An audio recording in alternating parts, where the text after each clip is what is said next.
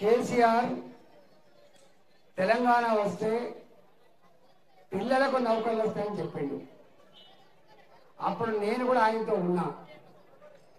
నౌకర్లు వచ్చే వరకు మన పిల్లగాళ్ళకు, మన అమ్మాయికి, మన అబ్బాయికి 3116 రూపాయలు ఇస్తా అని చెప్పిండు.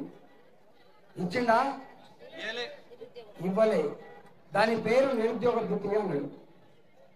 రెండవ మాట చెప్పిండు, రైతులకి బ్యాంకులలో అప్పులు పడి దివాళా తీస్తా ఉన్నారు.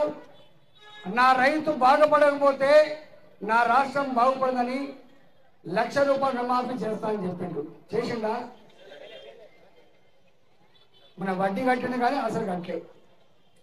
మూడోది, మొట్టమొదటి 5 సంవత్సరాలు ప్రాజెక్టుల మీద ఖర్చు పెట్టిన పైసలు రెండోసారి మళ్ళీ ఆశ్రయించండి.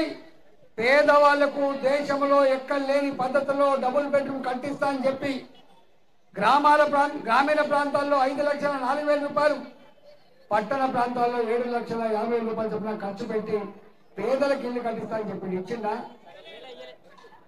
చివరికి పెన్షన్లు కూడా ప్రతి నెల ఫస్ట్ వీక్ లో రావట్లే.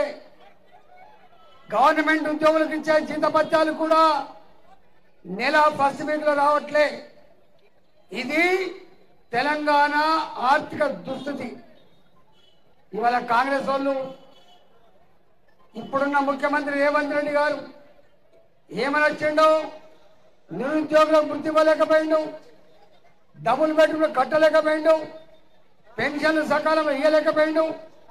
నాకు ఓటేయండి, 2,000 రూపాయల పెన్షన్ జాగలో 4,000 రూపాయలు ఇస్తా అని చెప్పిండా లేదా? ఏమన్నా దరఖాస్తు తీసుకున్నా ఇచ్చిందా?